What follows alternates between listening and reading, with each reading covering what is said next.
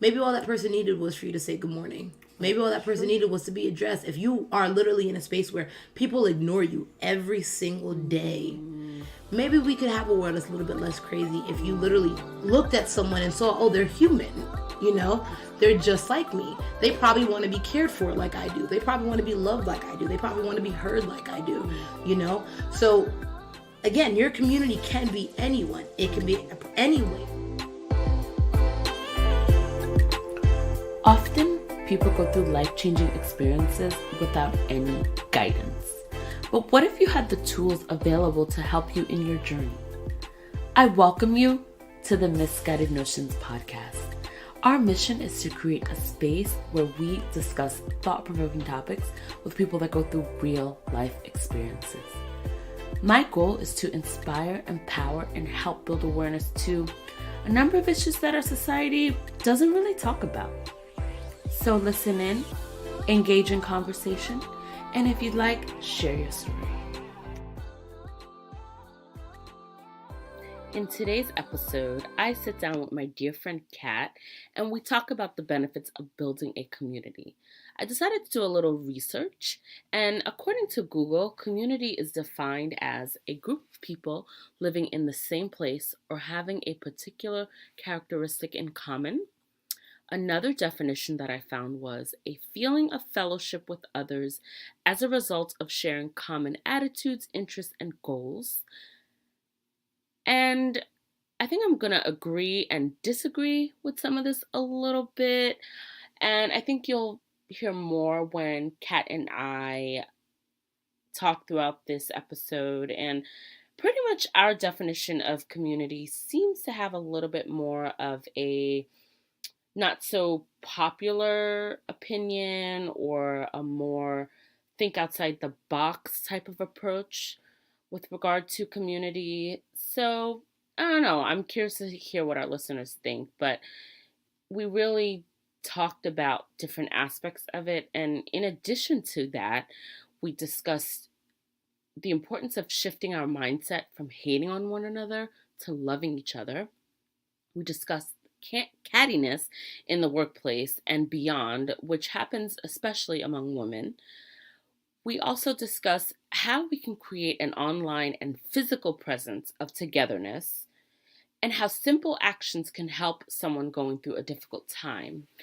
We also go into the ways to creating a community that is inclusive rather than exclusive, and how we can apply lessons learned from our upbringing to support and build each other. I'm breaking this episode into 3 parts. My girl Kat can really talk, but she is such an inspiration to myself and everyone around her, and I'm so excited to have her on. So listen, and you're definitely going to find a lot of value in this episode. She is a mentor, sister, friend, dancer, artist, entrepreneur, and so much more. She has been following her passion, and she continues to inspire and strives hard to empower men and women around her all the time, daily. And she has had various of her work, a number of her works featured in expos, shows. She has this amazing vlog, hashtag I have an assignment, that she updates daily, which is absolutely amazing. And if you're not following her, I guarantee you will after this podcast. And she identifies strongly with her faith, and she has been so successful in sending out the messages of positivity, strength, and fulfillment. And I'm so happy to have her on the show today. Thank you, Kat. Thank you. You make me sound so good. Because you are. So, Kat, tell us about you. Well, what is there to say? So, like you said, I do try to empower people. I feel like I am a motivator by birth. I love people. And so I started doing this full throttle. I'm going to say 2016. It's always been part of who I am. I text quotes and those kind of things because I'm a little bit lame, but my friends love me anyway. And, in 2016 is when officially I was like, all right, I'm ready to do this all the time, and just do what I love and follow my passion, like you said. And so, yeah, that's pretty much the story and how everything started. I started doing my artwork full time, dance full time. I appreciate you, and even talking, starting putting up videos and really going hard on like Instagram and building a following that way. Yes. And yeah, and since then it's just kind of sprouted into a whole bunch of different things. And so my name, besides Kat and Katya, is K for Creative. That's my artist name. And like I said, it's kind of sprouted into different things. Catalyst Movement, which is this dance movement that I'm working on. It's still kind of like in, I don't even know what to call it, not hibernation stage, but like it's still in like the birthing, it's still in the womb. Okay. I should say. Art from the Heart, which is the title of my paintings. Oh, I love that. Thank you. I didn't even know that. I'm like, what? I know, what are you talking about? Yeah. So Art from the Heart. And then recently, in terms of motivation, All About the Sisterhood, which I launched the end of last year. And so, yeah, that's just... And one thing we forgot, What I else? forgot, you have a master's in... And I have my master's in theology. Yes! That's new. Just finished that recently, a couple of months ago. So, yeah. That's so on this awesome. journey, wherever God is taking me is where I'm going. So Yes. Yeah. And what inspired you to... Well, actually, let me go back. What is All About the Sisterhood? So All About the Sisterhood, as of right now, is a website, allaboutthesisterhood.com. It is a safe space for women to get together, to communicate honestly, openly, to find healing within the sisterhood community. And the biggest part of the website is Letters to Sisters, which is where women can send me letters.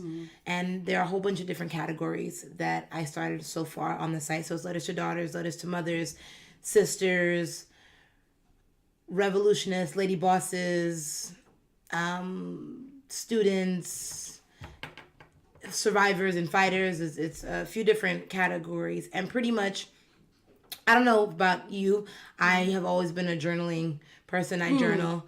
I've gone through journals and journals throughout, Right. especially when I was younger. And we keep these things to ourselves. You journal and it's just for you. But there are so many stories and things that other women can learn from. Other women would feel better knowing that they're not the only one. And so that's pretty much what the Letters to Sisters are. It's for women to be able to open up, to share their experiences with other women. So you feel like, okay, I'm not alone. Someone else has gone through this. I can learn from my sister friend. Right. And so that's like the biggest part of the website. In addition to that, I also have, I guess it is a blog, but it's more so motivation that I post up Monday through Friday on the site, and that's under Food for Thought by Miss Cat. Okay. And those are like the biggest things. And I have like a sisterhood marketplace so we can pour into each other's businesses. Another part of the website that I'm working on right now is I'm shouting different women out. Okay. In our neighborhoods, those whose names we don't always know, and those who go unrecognized, but they're powerhouses. And so that's something I'm working on. And then the longer project, which my goal is to get started on that by the end of 2018, is a sisterhood anthology. Ooh, what's which that? is where different women will submit their stories and I'll make it into a book. Oh, wow. Which I'm super excited about. Yes. So that is coming soon also.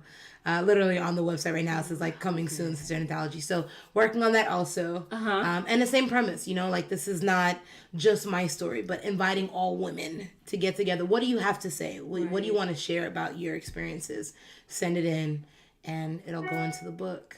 And so that's all about the sisterhood. That's awesome. So right now it's an online space. It is also going to be a physical space. I am working on events, which will happen every other month. Okay. First one is a vision board party. The next one is, right now the title is Get Your Life. I don't know if I'm going to keep it that way. Get Your Life. Which would be a full day of workshops. Okay. To tap into your financial life, your physical, your mental, spiritual, so on and so forth. And that's everything from financial literacy, yoga, and so on. Just a full day of workshops, food and stuff included, all women, just to uplift and pour into yourself a little bit differently. Women, we have a tendency of giving.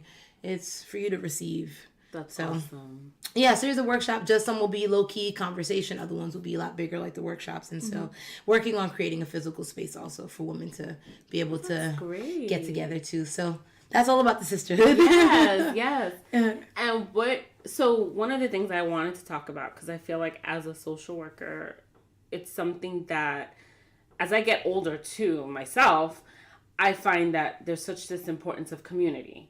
And that's why, like, you're building this community of sisters, and that's amazing. And I feel that with women, a lot of us, I feel like more so younger, maybe not in my older age, but when I was younger, it was more this competitiveness among women. And it's interesting, like, having that and like thinking back to when I was younger and then now having this community, which I don't want to say like they're not my friends. They are friends, but I don't know, community seems different. Like you seem more entwined with each other. It is. You connect with one another. You like you were saying, like with one of the events that you plan to do, the anthology event, you want to teach like financial literacy and yoga and like this is all inclusive place that you can get like support. Yes. Right? I agree with you wholeheartedly. And I think that we are not always taught to love, simply put, you know? And so that's love for, you know, God or a higher power. That's love for self. That's love for others. We're just not taught to love. And so that turns into competition and cattiness. And although, you know, healthy competition is okay, but tearing people down is not. Absolutely. You know?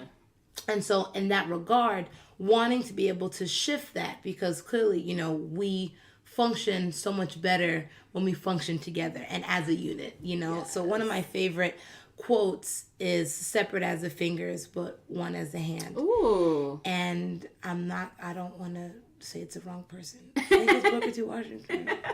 I don't know. I'm not sure. So don't quote me on that. Okay. It was actually the motto for a modern dance company I was part of when I was at Howard. I Am We. And pretty much that same premise. You know, separately, every finger has its own part.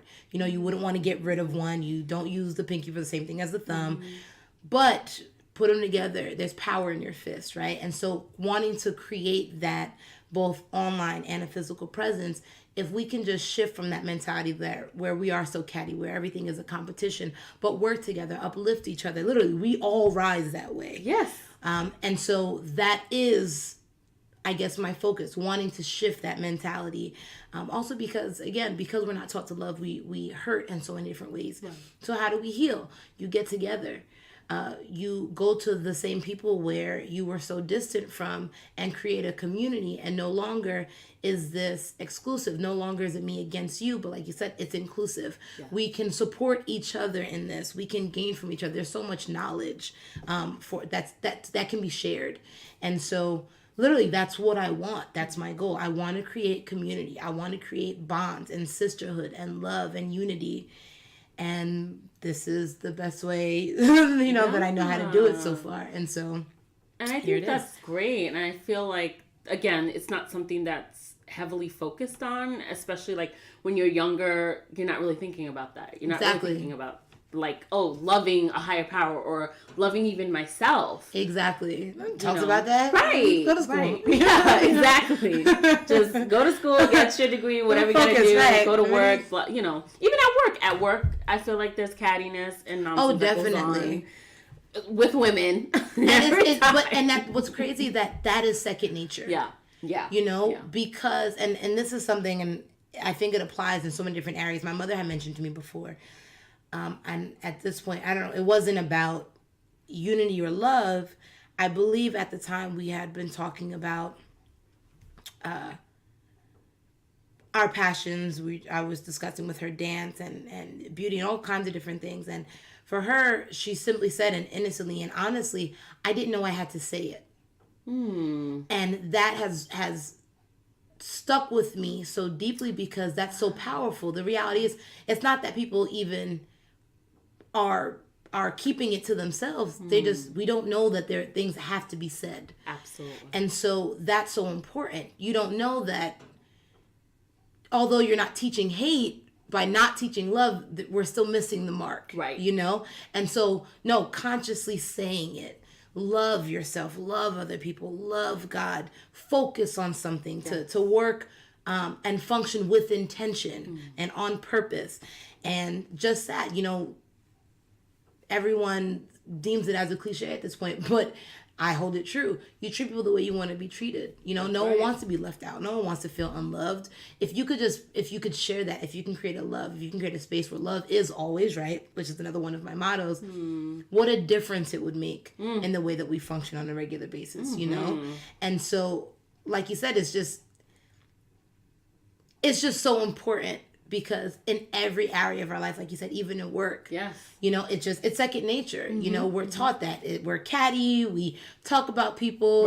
We judge everybody, but no one likes to be judged. Of course, no one likes to be talked about. But why do we do it so often? Because no one told you not to. Stop doing that. You know? Like, stop doing it. Just don't do it. You know. So listeners, stop doing that. Right. Just stop. Just stop. You know. So literally trying to shift that. You know.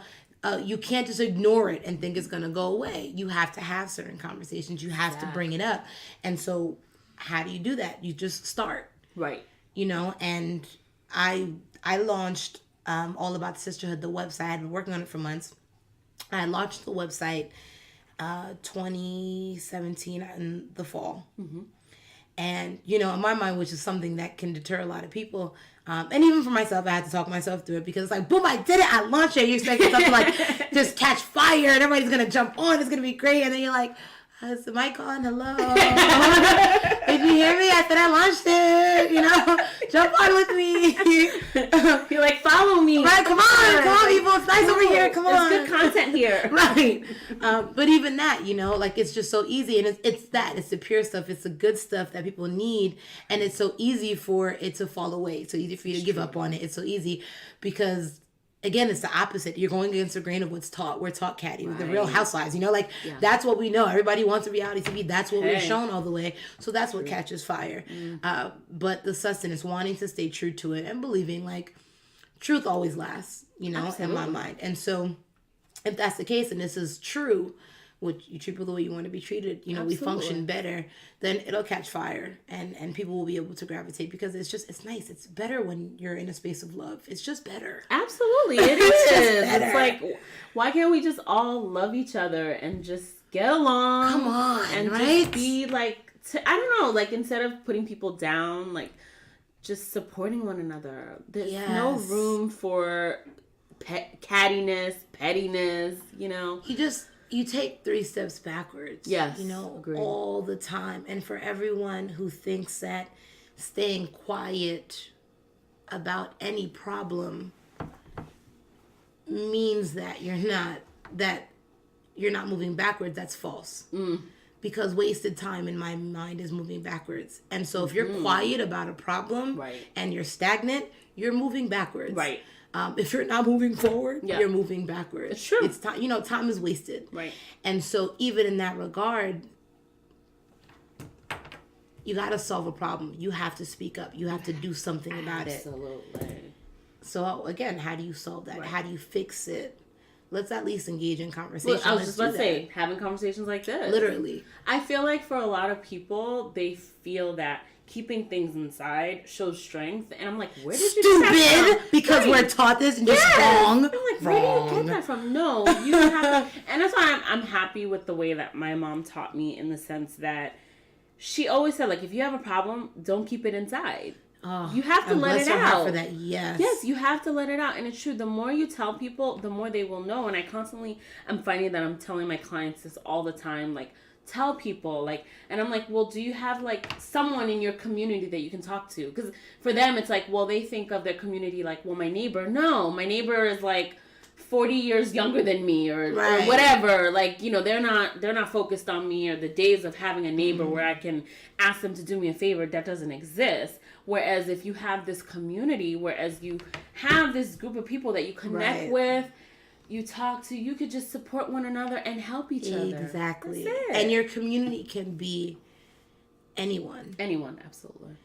whether it is a person, again, clearly we know in 2018, you can connect with literally everyone around the world. Your community can be anyone at any given moment. And unfortunately, it is a case where we don't necessarily know our neighbor. Right, that's true. We're down back in New York. And they're like, oh, who's, I don't know. I don't talk to them people. Right. You walk down the street, you don't even, you avoid eye contact. So, which is a sad state of affairs because, again, if you could just love people a little bit more, you engage in more conversation, right? But we do live in crazy times, people. So. Right, but what a difference that would make, though. Like, here's, in my mind, and this is a conversation I remember having in college. This was actually one of the reasons. So I went to Howard, and one of the things that was such a big deal for me when I was at Howard, one of the reasons was my freshman year, you like were walking around and people were like in these deep conversations. You're like, yes, I'm here. Like, I made it. Come on, Howard. I'm a Howard. Right? Right. So one of the conversations that I remember walking by, and one of the things that'll stick with me forever. A crowd of students, all Howard students, and I remember hearing the conversation. How do you think people would function, or your friends would function, if instead of greeting your friend as nigga, you greeted him as king?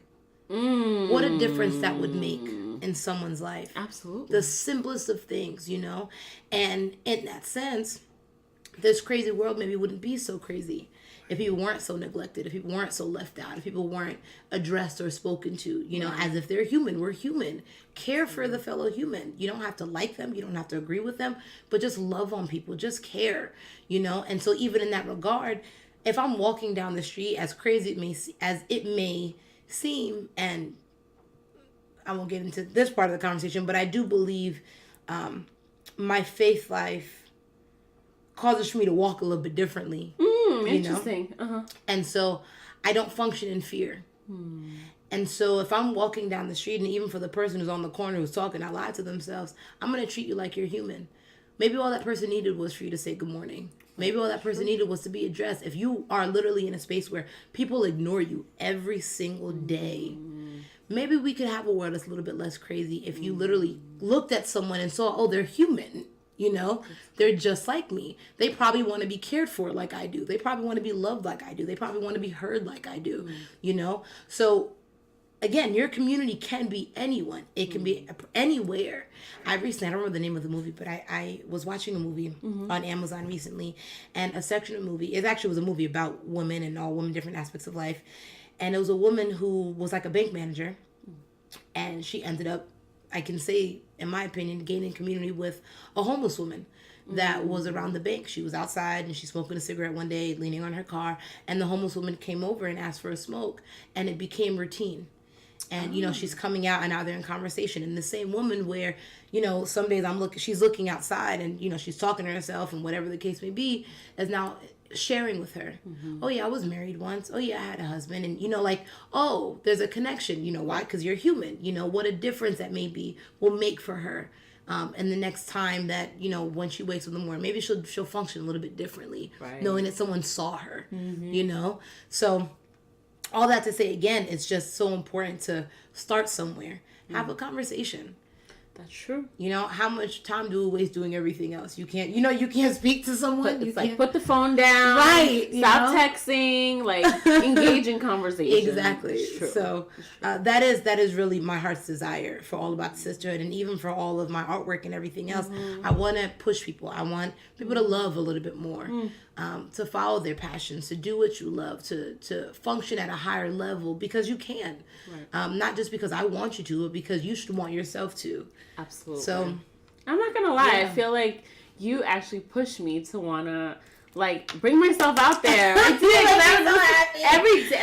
day, Kat puts up these videos, and I'm like, oh my gosh, she's speaking to me right now. It's wow, what? She's really talking to me right now. And I just really feel that way, and I feel that that's so inspiring that you're doing this. And it's funny, when I was thinking about all of the characteristics I could use to describe you, all the words that I could use to describe you, The one thing I couldn't say was author. And now I'm like, yes, 2018. I can't wait. Yes. This is Yes. awesome. So it's funny because that's something actually another friend of mine, Kirk Bramble, poured into me years ago. And pretty much it's just the idea of you are something, but with or without the title.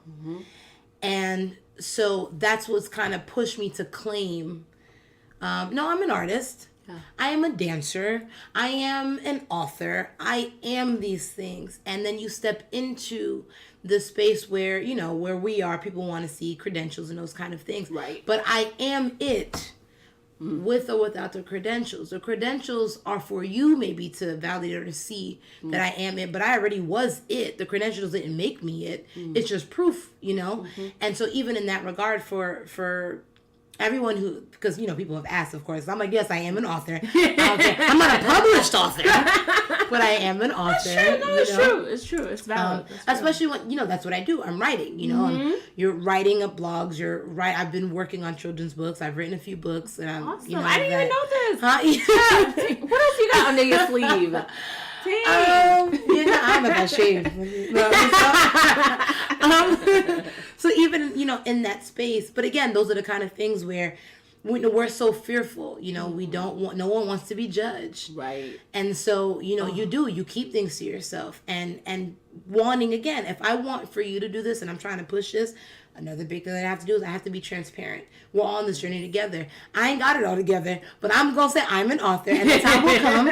Well, you know, right now you may not call me an author, but one day you will, because I'm letting you know that's what I am, you know, and stepping into that space, because I think part of that fear of judgment from other people causes for you not to reach your full potential. Right. You're so afraid of someone judging you that you're never willing to step out. And so if you're never willing to step out, you've already failed. And also, maybe you're not surrounding yourself around the right types of people. Oh, yeah, definitely. Because I feel like if you have, like, people that are authentic and true and want what's best for you. Well, they would want what's best for you. That's right. That's at the end of the day, that's the case. Your support system is so important. Yes, your tribe is so important. It is. Your circle. And that's another thing, which although, yes, I am all love, I promise. And I mean it when I say I love people. On the other side, people do look at me sideways sometimes, because that doesn't make you my friend. That doesn't mean you're part of my circle. Because, like you said, it's so important, the people that you surround yourself with. And for where I'm trying to go, everybody may not be able to come with me. Absolutely. And again, not because you can't, maybe because you're not ready, because you're unwilling, or whatever the case may be. So you have to be very mindful, especially when you step into a place of like, you know what, I'm going to do it. I'm going to try. That doesn't mean, you know, be hurtful towards those people, because people function to the best of their ability. You know, you do what you can with what you know. Absolutely. You know, I wasn't always kind. I'm still not always kind. I hope that people wouldn't hold that against me. Especially for anyone that maybe I've done wrong to in the past, because you're growing, you know, you're learning, and as you learn, prayerfully you level up and you function differently in the new space that you're getting to. But because you are wanting to level up, because you're wanting to move up to a new space, the hope would be that you would put yourself in an environment that's conducive to where you want to go. Yes. And so if you have people who are constantly tearing you down, yeah, it's going to be a little bit more difficult. Now, the reality is you can't always get away from, you know, everyone. No, you can't. And I appreciate and I adore my family, but the reality is usually those who are closest to you. Oh, yeah, that's true. That are going to hurt you, that are going to maybe not say the nicest things, you know, all the time. It's also part of our culture, too. Girl. Like, so real. Like, it is. Growing up Haitian, y'all. So, that's another episode. Haitians are rude. I love my people. Yes. We love our people. We do. Okay? But, they can be harsh. They can be harsh. And all in love, you know, people want what's best for you. Love. And again, they share the knowledge that they have. But it can be so harsh. Yes, very harsh. At times it can be so harsh. And so, you know, exactly, you knowing, you know, those who are closest to you. The reality is that they can hurt you so badly because they're close to you and because you care what they have to say. That's the only reason. It doesn't make them worse or better than anybody Right. else. No, of course not. It's only because they're so close to you. They have access to you. Yes, yes. And so that's the reason why their words hurt Right, you, right, know, right. differently than someone, off the street, right? Right, yeah, of course. And so, again, you can't necessarily always get away from that. No, you can't. them all the time, but even that is so important to recognize because what's going to happen is you're going to find ways to get poured into. Yeah. If I am around negativity or this is inevitable, then I start to learn mind blocks. I start to I call it mind bending, which is funny. Everybody's always like, what is she talking about? I call it mind bending. So mind bending to me is pretty much harnessing and stepping into the rest of your brain that we don't use like ever. So, psychology, they say you only use like 10%, sometimes 12% of your brain, right? But our mind is so powerful, which we all know, our bodies are powerful. And if you can convince yourself of something, your body literally will follow through with that, right? The same way people, phantom limbs, for example, right? Like I feel a limb that's not there because in my mind, I decide I can feel it. Your mind is powerful. The same way that your mind will shut down if, traumatic experience, like your mind is extremely powerful. If you can harness that power and decide to block out things that don't serve you, then that to me is mind bending. And so that's a space that I've gotten into where I literally am constantly sifting through whether or not this is going to be beneficial for me. Does this serve my purpose? Is this going to grow me in any way? Can I afford to be in this space? What am I going to let in today? And so the shift from that is literally if I'm in a space where all you're doing, like people in my house enjoy watching the news, I have no desire. Me too. No Why? desire. Why? There is so much trash that you're pouring into yourself I cannot stand it. Not because I don't want to know what's happening. Thank God for social media. Somebody posts about it. I'll find out. Me too. I'll find out. But all they do is harp on negativity. Yes. Nobody talks about the neighbor who saved the cat from the tree. Nobody talks about the students who, from underprivileged neighborhoods who are making it on scholarships. That's not in the news. All you're doing is finding one bad thing that happened and talking on it for hours and hours and hours on end. And then the word that they use is literally to make you feel like crap. Right. There is no like unbiased, so this is just what happened today and we're just giving you the news. No, it's never like that. It is, and this is what happened and what's happening to the world and just as woe is me and God get it away from me. Right, right. Who wants that? Yeah. How can you constantly fill yourself up with bad news and negativity and expect that you're going to level up? It doesn't work that way. They just the good and the bad, they don't occupy the same space. It doesn't work. And so if my focus is impossibility, I'm going to do the impossible. I am limitless. I am unstoppable. There are no boundaries for me. How can I constantly function in a space where there are only boundaries? Right. If all you're going to do is limit me and limit what I have access to and what I can do, how can I grow in this space? This is literally contradictory to everything that I'm trying to do. And so again, for me, there are certain things I don't engage in certain conversations anymore. Right. I'm not even going there with you. I ain't playing that kind of game. I don't want it to pour into me. I gotta listen to podcasts all day. If I have to, put myself in specific conversations on a regular basis, I'm going to look for the crowd that's having the conversation that's going to fit where I'm trying to go, what I want to do, how I want to grow, and that's where you're going to find me now. Exactly. Because excuse me, because of the simple fact that again, the two can't occupy the same spaces. Again, you can't function in fear and think you're going to obtain something. How is that going to work? My mind, faith and fear can't function in the same space. And so even in addition to me being a believer in terms of my faith life in God and in Christ, if you simply believe in yourself, if you believe that there's something higher for you to obtain, if you believe that you're able, you can't be fearful of the thing that you're able to do. How do you think you're going to get there if you're fearful of it? And for people who question, like, oh my gosh, I don't understand how you can see things this way. All the people that we admire, everybody, nobody's walking around saying, oh my gosh, I want to be the homeless person on the street. People that you admire, I want to be the next Oprah. I want to be, I want to be LeBron. Right. I want to be this. Beyonce. Yeah, you want to be. It wasn't luck. They pushed. They fought. Yes. Their focus had to be different. That's where I'm trying to get to. And if you can't see that, you can't handle where I'm going. And you can't be a part of my circle. That's simply, it. That's simply. it. I'm done. That's me. I have a very much I'm done mentality. but even that, like, I'm happy that you say that, because even that has been a growing space for me where now I don't want to necessarily push you away, because again, my premise is love is always right. I'm going to love on you, and if I have to love on you from a distance, then I'm going to do, then I'll do just that, because everybody in different time, I wasn't always in this space, right? And my hope is that 5 years from now I won't be in the space that I'm in today, and so I respect where you are. I respect if you're not ready. I respect that you're not willing to go there. Just recognize that I'm going to respect it and walk away from you. Exactly. Stay tuned for part 2 of my discussion with Kat, where we go even deeper into our conversation.